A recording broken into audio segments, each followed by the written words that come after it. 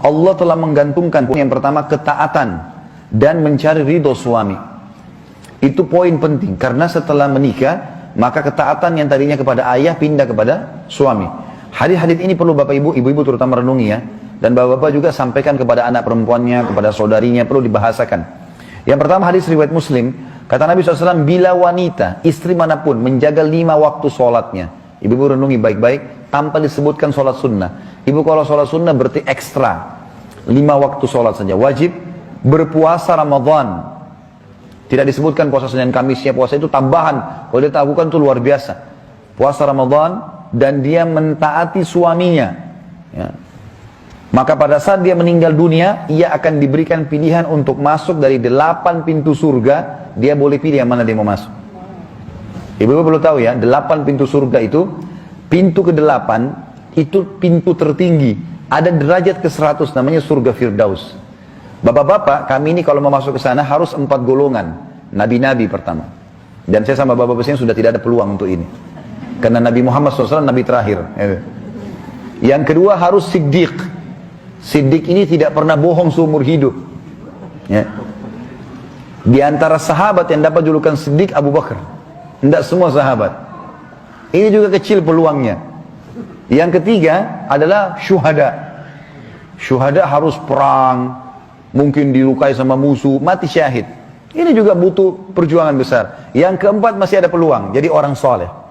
Azan ke masjid, sholat, taat, nah ini masih bisa ada peluang.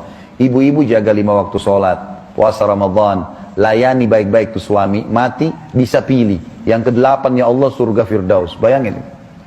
Makanya syaitan suka membuat ibu-ibu bangkang sama suaminya. Karena dengan dia saja sudah masuk ke surga, gitu kan? Jadi saya bahasakan begini Bapak Ibu sekalian, tidak usah lihat siapa pasangan kita, tapi lihat bagaimana Allah gantungkan haknya dia di kita. Gitu. Kita bisa dapat surga dari dia, cuma bertugas sampai meninggal kok. Enggak lama orang bertugas. Lah ya, betul. Perhatikan ibu-ibu ini penting sekali ya, bapak-bapak juga sampaikan kepada anak-anaknya, perempuan, saudarinya. Kata Nabi SAW, semua istri yang taat sama suaminya, padahal yang ma'ruf ya, ma'ruf ini maksudnya adalah bukan pelanggaran agama. Semua istri yang taat sama suaminya, maka seluruh burung-burung yang berterbangan di langit, seluruh makhluk yang ada di air, bahkan para malaikat di langit, juga matahari dan bulan memohon ampun untuknya. Taat sama suami nih, buatin saya teh, ya, buatin saya kopi, ya, temani saya duduk, ya, itu saja bu, nggak ada susahnya. Enggak, duduk aja sendiri, saya nggak mau. Kenapa nggak mau ini? Ayo dulu temani saya sini, sudahlah. Harusnya dilayani. Ini bayangkan ya, semua ini, semua burung-burung, semua makhluk di air, semua malaikat di langit, matahari dan bulan memohon ampun untuknya, selama ia dalam keridhaan suaminya. Tahu ridho itu apa bu? Ibu harus tahu ridho. Ridho itu gini, kalau ada orang minta-minta, misalnya orang miskin minta, dia minta duit, tolong bantu saya bu, tolong bantu saya pak, 100.000, saya butuh duit 100.000 rupiah. Terus kita kasih dia, ini saya kasih 50.000 deh, itu belum kita ridhokan dia. Kita kasih 100.000 pun belum kita ridhokan. Kita sudah memberi dia menyelesaikan tugasnya, menyelesaikan bebannya. Tapi ridho itu gini, dia minta 100.000, kita kasih 1 juta. Berarti kita buat dia ridho di situ, karena di atas kebutuhan dia. Kan itu. Itu yang dimaksud dengan ridho. Kata Nabi SAW, selama dia masih dalam keridhaan suaminya. Suaminya biasanya kalau ibu sangat luar biasa baik, maka mungkin dengan masakan yang dimasak, dia tidak akan makan di luar. Mungkin dia makan pun sedikit, dia luangkan waktu untuk makan di rumah. Dia selalu ingin cepat pulang, karena selalu dengan senyuman, dengan tatapan mata yang baik, dengan sambutan yang baik. Itu semua yang ada. Kata Nabi SAW, wanita ahli surga, wanita yang kalau kau lihat kepadanya kau akan senang. Kalau kau perintahkan maka dia akan menjalankan. Ini maksudnya. Dan tidak ada seorang istri pun, sebaliknya kata Nabi SAW, yang durhaka pada suaminya, maka ia akan dilaknat. Laknat itu diangkat berkah hidupnya oleh para malaikat. Malaikat mohon kepada Allah agar diangkat berkah hidupnya. Dan seluruh manusia, tidak ada seorang istri pun yang memalingkan wajahnya dari suaminya dengan sombong, mungkin kena harta, mungkin kena kecantikan, dia selalu buang muka dari suaminya, menganggap suaminya dianggap remeh. Tidak ada seorang istri pun memalingkan wajah dari suaminya kecuali ia dapat murka Allah, sampai ia membuat suaminya tersenyum atau tertawa dan membuatnya ridho. Setiap istri yang keluar dari rumah tanpa izin suaminya maka akan dilaknat malaikat sampai dia pulang. Jadi kalau dia taat, keutamanya besar sekali. Kalau dia melanggar, malah ancamannya juga berat. Kata Nabi SAW, ada 4 wanita penghuni surga, ada 4 wanita penghuni neraka. 4 wanita penghuni surga adalah, yang pertama, istri yang selalu menjaga kehormatannya dan sangat patuh pada suaminya. Ini wanita yang pertama di surga. Jadi suaminya segala-galanya bagi dia. Apa saja, iya. Selamat bukan maksiat dia lakukan karena Allah Subhanahu Wa Taala. Yang kedua, banyak melahirkan dan sangat sabar serta selalu puas dengan pemberian suaminya walaupun sedikit. Jadi ini ahli surga. Saya sedikit kasih gambaran tentang masalah melahirkan ibu-ibu sekalian.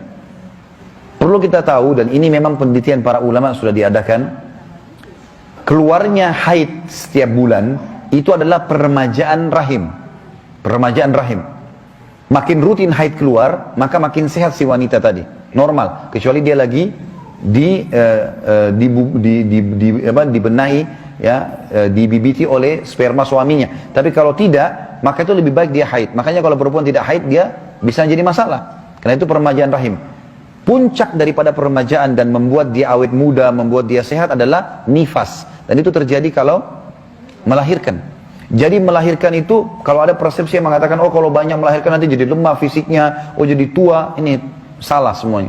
Makanya kita temukan orang-orang tua kita di Indonesia pun banyak, yang di kampung-kampung ya, walaupun mereka sudah berumur, tapi Masya Allah matanya masih terang, fisik masih kuat, anaknya banyak.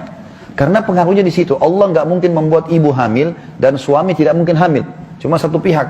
Maka Allah berikan potensi di situ. Hamil itu ada hubungannya dengan pahala besar, ada hubungannya dengan kesehatan. Sama dengan ibu kasih ASI kan. Kalau kita kasih ASI sebenarnya sehat. Banyak orang menganggap, oh kalau kasih ASI itu nanti akan mengganggu payudara dan seterusnya. Itu nggak benar. Padahal itu sebenarnya peremajaan. Karena dia akan sehat dengan sendirinya. Gitu. Seperti itulah. Makanya Nabi SAW mengatakan banyak melahirkan. Dan perintah Nabi SAW menikah dengan wanita yang penuh kasih sayang dan subur. Karena aku akan bangga dengan jumlah umatku pada hari kiamat. Mungkin ada di antara bapak ibu bilang, kalau banyak anak susah juga ngurusnya. Betul. Ada waktu kita tersita. Tapi kita akan panen pada saat mereka besar bapak ibu sekalian. Kalau mereka sudah besar, kalau kita atur seperti itu, ya, kita didik dia dengan baik, apalagi ke agama, maka nanti mereka akan berbakti dengan kita. Yang ketiga, istri ahli surga adalah istri yang pemalu. Bila suaminya sedang tidak di rumah, maka ia menjaga kehormatannya dan harta suaminya, tidak memasukkan orang lain di rumah. Dan bila suaminya pulang, ia senantiasa menjaga lisannya agar tidak menyakitinya. Ini ahli surga. Nanti kita lihat ahli neraka sebaliknya ya, dia menyakiti suaminya dengan lisannya. Yang keempat, istri yang saat suaminya meninggal dunia, ini kalau anak-anaknya masih kecil, punya keutamaan sendiri. Istri yang saat suaminya meninggal dunia dan ia dikaruniai anak-anak yang masih kecil, maka ia menahan diri untuk nikah lagi. Lalu ia mendidik serta membesarkan anak-anak suaminya karena khawatir mereka terbengkalai. Kata ulama hadis, kalau anak-anaknya sudah dewasa dan dia merasa butuh suami, nggak ada masalah. Tapi kalau dia masih anak-anak kecil dan khawatir malah dia kalau nikah dia susah untuk membagi waktu, maka keutamaannya ada jaminan surga baginya. Kalau dia tahan diri.